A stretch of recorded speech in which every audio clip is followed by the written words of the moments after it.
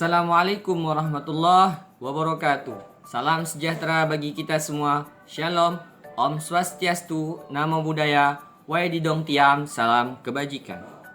Perkenalkan, nama saya Abdul Husni. Saya berasal dari Universitas Riau Kepulauan, NPM 2311 6007, Fakultas Ilmu Sosial dan Ilmu Politik, Prodi S1 Pemerintahan.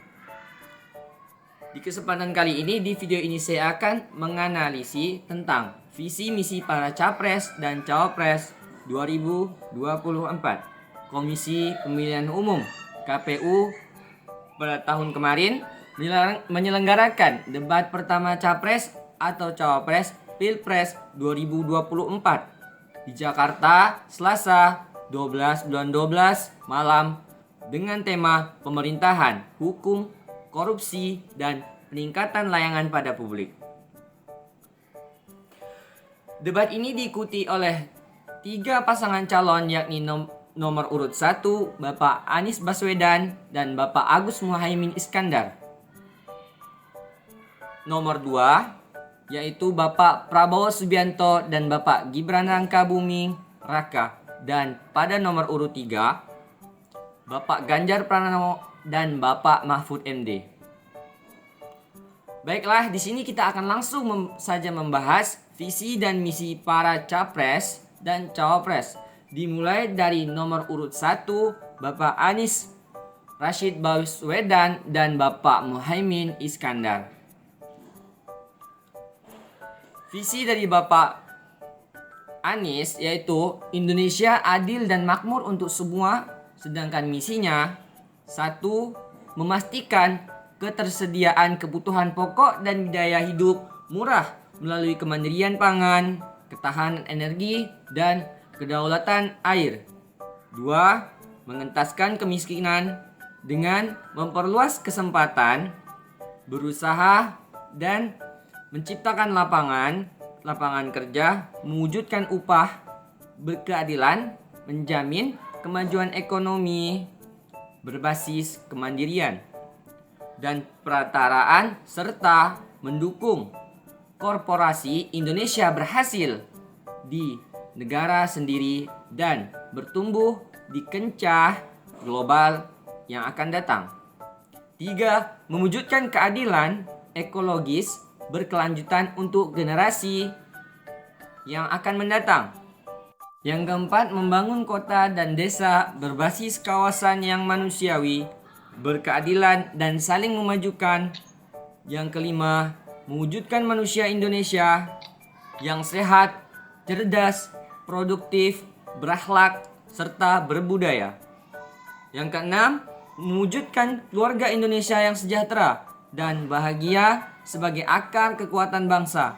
Yang ketujuh, memperkuat sistem pertahanan dan keamanan negara, serta meningkatkan peran dan kepemimpinan Indonesia dalam kancah global untuk mewujudkan kepentingan nasional dan perdamaian dunia. Dan yang terakhir, kedelapan, memulihkan kualitas demokrasi, menegakkan hukum dan hak asasi manusia, memberantas korupsi tanpa tebang pilih, serta menyelenggarakan pemerintahan yang berpihak pada masyarakat. Dilanjut visi dan misi caleg nomor urut 2 Bapak Prabowo Subianto dan Bapak Gibran Rakabuming Raka. Visi bersama Indonesia Maju menuju Indonesia Emas 2045.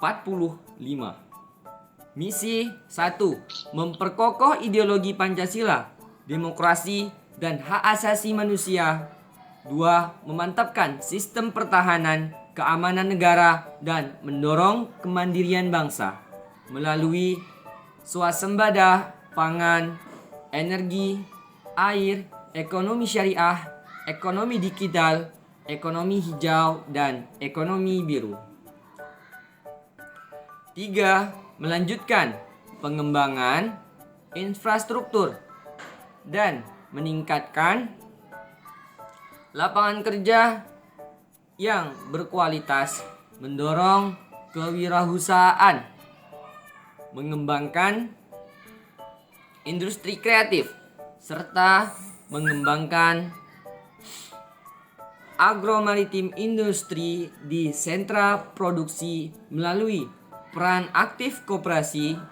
Yang keempat, memperkuat pembangunan sumber daya manusia, sains, teknologi, pendidikan, kesehatan, prestasi, olahraga, kesetaraan gender, serta penguatan peran perempuan, pemuda, generasi milenial, dan generasi Z. Dan penyandang disabilitas. 5. Melanjutkan hilirisasi dan mengembangkan industri berbasis sumber daya alam untuk meningkatkan nilai tambah di dalam negeri. Yang keenam, untuk membangun dari desa dan dari bawah untuk pertumbuhan ekonomi, pemerataan ekonomi, dan pemberantasan kemiskinan. Yang ketujuh, memperkuat reformasi politik, hukum, dan birokrasi, serta memperkuat pencegahan dan pemberantasan korupsi, narkoba, judi, dan penyeludupan. Dan yang terakhir, kedelapan, memperkuat penyelarasan kehidupan yang harmonis dengan lingkungan, alam, budaya, serta peningkatan toleransi antara umat beragama untuk mencapai masyarakat yang adil dan makmur. Adapun Capres dan Cawapres, visi dan misi Cawapres dan Capres nomor urut 3, Bapak Ganjar Pranowo dan Bapak Mahfud MD. Visi, gerak cepat menuju Indonesia yang unggul. Misinya, 1. Manusia Indonesia yang sehat, terdidik, dan sejahtera. 2. Indonesia unggul dalam bidang inovasi dan teknologi. 3. Ekonomi yang tangguh dan berdikari. 4. Hilangnya kemiskinan dan ketimpangan antar wilayah dari akarnya. Yang kelima, ekosistem digital yang mengutamakan akses internet cepat dan terjangkau. Pembangunan ekonomi yang memperhatikan kelestarian lingkungan. Yang ketujuh, demokrasi terjaga melalui pemberantasan korupsi, pemerintahan yang inklusif berlandasan supremasi hukum. Dan yang terakhir, 8. Indonesia bangga terhormat di kancah internasional serta pertahanan yang tangguh di era modern pada saat nanti. Semua visi misi para capres dan cawapres cukup bagus. Semoga para capres dan cawapres yang terpilih nanti bisa menempatkan sesuai visi dan misi masing-masing dengan tanggung jawab yang penuh dan amanah yang penuh. Adapun upaya para capres dan cawapres dalam menindaklanjuti masalah korupsi. Yang pertama kita bahas di sini nomor urut 1, Bapak Anies Baswedan mengatakan meningkatkan tingkat korupsi melalui perbaikan skor indeks persepsi korupsi Indonesia yang membaik dari 34 2022 ke 44 sampai dengan 46 2029. Memperkuat pencegahan korupsi melalui sistem integritas nasional SIN yang melibatkan pemerintah dan swasta. Adapun upaya dari Capres nomor urut 2 Bapak Prabowo Subianto dengan tindakan memperkuat gerakan pemberantasan korupsi secara lebih sistematis dengan memperkuat Komisi Pemberantasan Korupsi, KPK, Kepolisian, Kejaksaan, dan Kehakiman. Adapun upaya dari Bapak Ganjar Capres nomor urut 3 dengan upaya mempercepat dukungan teknologi informasi dan penguatan KPK bersama dengan Kejaksaan dan Polri secara sinergis dan harmonis serta mengamankan aset negara dari tangan koruptor. Dalam segmen menjawab pertanyaan panelis pada debat Capres Perdana 12 Desember 2023 kemarin, Capres nomor urut 3 mendapat pertanyaan dengan tema pemberantasan korupsi yang tadi kita baca satu persatu. Upaya para capres dan cawapres untuk menindaklanjuti masalah korupsi tentang terobosan untuk menimbulkan efek jera korupsi serta penyelamatan aset negara. Capres nomor urut 3 merekomendasikan pemisahan para pelaku korupsi, mendorong RUU perampasan aset, mengirim para koruptor ke Nusa Kambangan, mendorong meritokrasi untuk menghindarkan dari jual beli jabatan. Ia juga membicarakan data ICW soal kerugian negara mencapai 230 triliun dalam 10 tahun terakhir ini, dan juga membahas pentingnya teladan seseorang pemimpin. Capres nomor urut 1 menanggapi dengan koruptor harus dijeratkan dengan undang-undang perampasan aset dan pemiskinan, serta perlu merevisi undang-undang KPK sehingga menjadi kuat kembali dan memberikan reward kepada pelopor serta menjaga standar etika pimpinan KPK. Tanggapan Capres nomor urut 2, setuju terhadap Capres nomor urut 3 serta perlu adanya penguatan terhadap jaksa, kepolisian, serta badan-badan pengawasan yang membantu dalam mitigasi korupsi. Capres nomor urut 3 menanggapi bahwa hakikatnya komitmen ketiga calon yang sama, berpendapat yang sama, sehingga ini menjadi janji politik kepada masyarakat. Selanjutnya pada tema hukum, Capres nomor 2 mendapat pertanyaan mengenai strategi menjaga independensi kekuasaan kehakiman.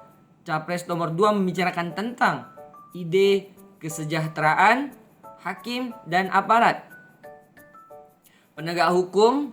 Lalu ditanggapi oleh Capres nomor urut 1 mengenai pendapat Capres nomor urut 2 tentang putusan Mahkamah Konstitusi MK tentang persoalan batas usia Capres dan Cawapres yang membuat pelanggaran etika. Namun pertanyaan ini tidak direspon langsung oleh Capres nomor 2 dengan serius. Saya menilai bahwa dari pembahasan para Capres dan Cawapres dalam debat tersebut ketika membahas pemberantasan korupsi dan independensi aparat penegak hukum dan kekuasaan kehakiman belum sepenuhnya menyinggung secara mendalam persoalan akuntabilitas sebagai akar dari korupsi di pengadilan. Ketiga calon tersebut belum berhasil mengidentifikasi masalah sistem peradilan pidana karena hukum acara utamanya penyidikan yang dibangun secara tidak akuntabel, tidak detail dalam menjamin aparat penegak hukum bebas dari korupsi. Maka perlu dipastikan bahwa peradilan pidana berjalan dengan akuntabel. Namun, saat ini peradilan pidana dijalankan APH tidak akuntabel. Hal ini disebabkan penyelidikan tidak terpantau oleh pengawasan jaksa maupun hakim. Terjadi pelanggaran hak asasi manusia baik kepada orang yang diproses peradilan pidana maupun korban tidak dipidana. Kurangnya akuntabilitas dalam peradilan pidana menyebabkan penyidikan dijalankan dengan adanya politisasi dan korupsi seperti yang terjadi depan mata kita semua. Politisasi juga terjadi pada kekuasaan kehakiman. Sayang seribu sayang, para lantang bicara soal korupsi tapi luput bicara bagaimana menghadirkan sistem peradilan pidana yang akuntabel dengan pengawasan judicial yang independen dan berjenjang yang tinggi. Oke, terima kasih. Itu saja mungkin cukup sekian dari saya. Semoga bermanfaat apa yang saya sampaikan. Semoga mudah difahami. Selamat memilih, selamat memilih capres dan cawapres pilihan kalian masing-masing. Sekian. Assalamualaikum warahmatullahi wabarakatuh.